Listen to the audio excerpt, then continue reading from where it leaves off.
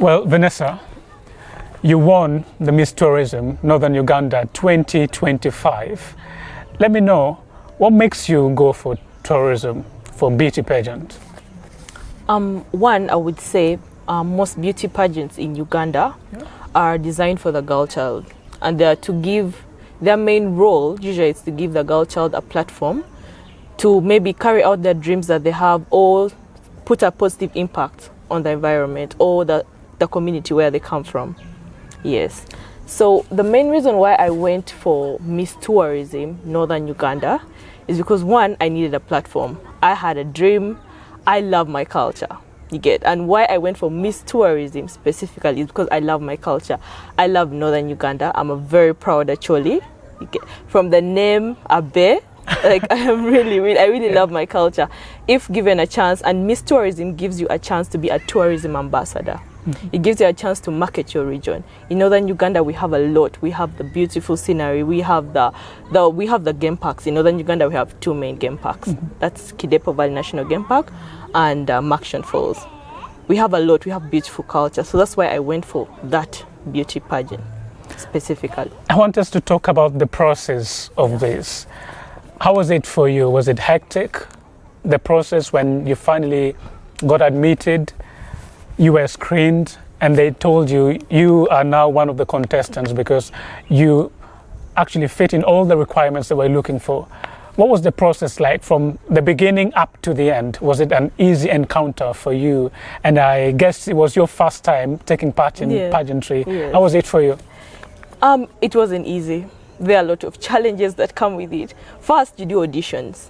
When you sign up, they're going to put you for auditions. And after audition, there are people they cut off. You have to meet all the qualifications, and their qualifications, there's a list. So after you've met all those qualifications, they now say you're ready to contest, to compete with the rest of the team. Yes, and then that's where you go in for the boot camp. And from the boot camp, that's when the final day happens. So it's like a whole, should I say a month? It takes a month almost. Yes. So I think you bring me to a very good point. When you say, when you've been selected to go to the boot camp, that means you qualify to represent. I want us to reflect on the recent Miss Universe Uganda, because it just got done a few days back. But the public is very much divided over who should have actually taken the crown. Of course, we know the person who took it is Michelle Daka. Yeah, she took it. And then the first runner-up was Miss Kimberly Jael Aremo, who garnered over 59,000 votes. That is the people's choice, and she was crowned for that. So tell me, what is it that the public don't understand that you people understand and the judges understand? Because what we know is that we have to take part in the voting online, and we feel like the person we voted for should actually be the best. Well, one thing I would want to state very clearly is that I'm going to be giving my examples based on Miss Tourism, but all I can say is that all pageants are literally connected. The procedures are usually the same. Being Miss Popularity does not guarantee you the crown. So is our vote, our online vote, just for Miss Popularity, nothing else? No. You see, Miss Popularity usually pushes you in front. Like, let me give an example. Under Miss Tourism Northern Region, when you are Miss Popularity, it gives you a chance to go to the top 5. And that's the same thing with Miss Universe Uganda. It gives you a chance to go to the top 5. When you're the top 5 now, they use brains to consider who gets the crown. So the public's involvement is very important because it pushes your candidate that you love. You push her to give her a chance to be able to get the crown. Yes. Okay. So you're taking us to that. I want to know, because during the competition, as I told you before, people were divided.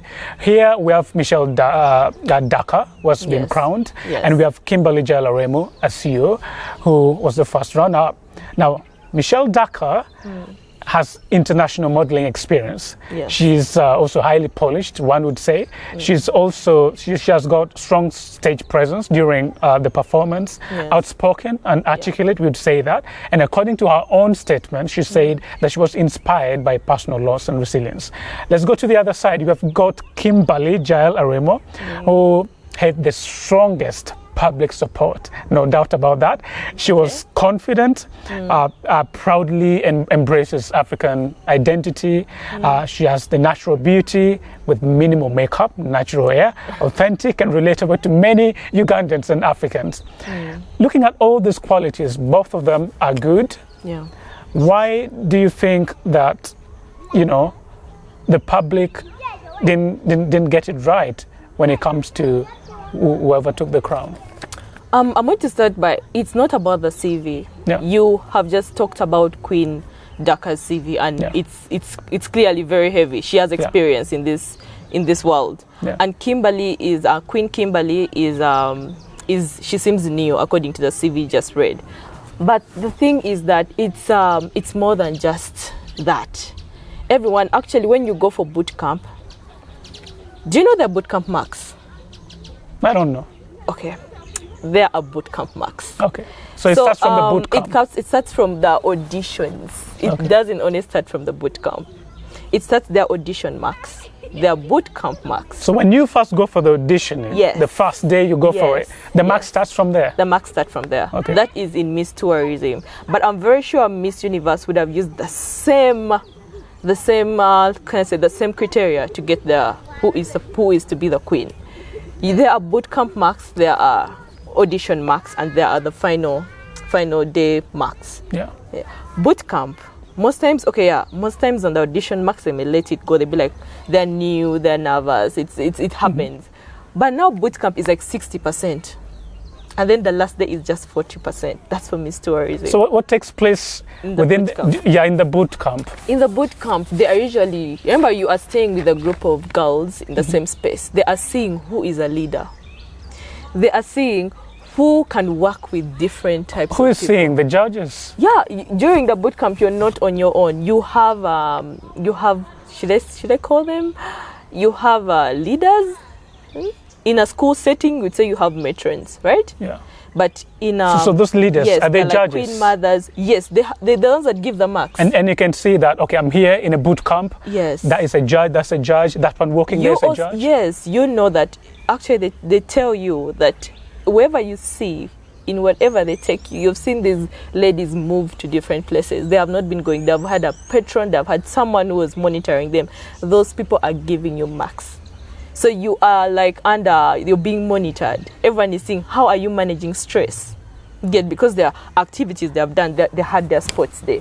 Do you have teamwork? How do you coordinate with other queens? Because people have different characters. So they're imagining if we are to put you out there in the world and you're supposed to like work, are you going to handle it? You get? Do you have the right character? So it's more than just the beautiful pictures, the beautiful walks. There's a lot. And let me tell you something. The judges they usually bring on the final day do not even know you. You get it? So those are different judges from the ones at the boot camp. They do not know you. They are presented with marks that these are what the girls scored in the boot camp. Now, they give marks for that day. But it's something that is, let me say, it's cumulative. They have to add your boot camp marks plus your final day marks to give you the 100%. Okay. So there is a lot that happens. So even if you were the best during the crowning night, if you didn't perform well during the boot camp and then during the audition, there are possibilities that you might not actually even make it. Very high possibilities. That is why most times people come out and say, do you know what, they cheated this one, she was the best. But you are seeing the last performance. These people boot camp is very important because they're seeing character. They are seeing, are you able to handle? How do you coordinate? All those things. Because at the end of the day, when during the range, you're going to work with people. You have a team that you're going to work with. Don't say, are you easy to work with? You get all that. Did you yourself score the highest vote from the public during your time? No. And that you made it. I wasn't even top 3 or top 4. I think I was the 5th on the voting, like the public voting. I was the 5th. But our Miss Popularity was the second runner up. Are you saying the public anger is misguided towards who should have taken the crown for Miss Universe? Clearly it is. Okay. Yes.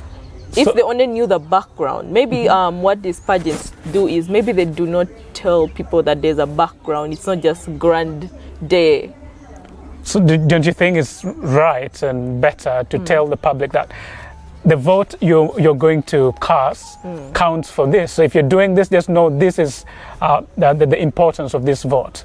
Because when the public went voting, they thought, yeah, I think this is going to determine who becomes the next queen. So that is where the misconception comes in. The voting doesn't really guarantee you the crown. So how about the quality? The quality of the individual, the lady, the woman who's going for pageantry. Are there other personal qualities other than the ones that you've stated about the way you associate with the rest of the team members during the auditioning and during the boot camp? Is there something that makes you ahead of the rest? Like the quality? The quality, individual quality, like beauty. Does beauty really even count during pageantry? It depends on the pageantry. I have to state that. Let me speak for Miss Tourism. Beauty doesn't really. Actually, Miss Tourism is more of a field work pageantry. They expect you to be an ambassador. And you know, tourism is nothing about being pretty or sitting. No, you're going to go to the field, you're going to go to game parks, and it's very hard to stay all cleaned up and you get in a game park. But at a point in some pageantries, that also is one of the qualities they look at. Yeah. They look at, are you elegant enough? How do you carry yourself? How do you speak? All those things matter. Okay. Yes. I believe you watched the crowning night for Miss Universe Uganda. Yes. What were some of the missteps that caused Kimberly and Daka scored highly in, because you were watching? One thing that I would have that I would state out is that Queen Daka really, when you look at her, you see elegance. Okay. When you look at her, like you don't have to look to, you just see it. But one would argue that you're right. Yes. She was elegant. Yes. But so was Kimberly. In my own opinion, I feel like Queen Kimberly had a very high chance of getting it, because by the time you're a first runner-up, it means that the person who got the crown really beat you by something small. Yeah, very small margin. And in most cases, the public might have not noticed it. You get, it could have been it could have been a let me say 2 marks. You get.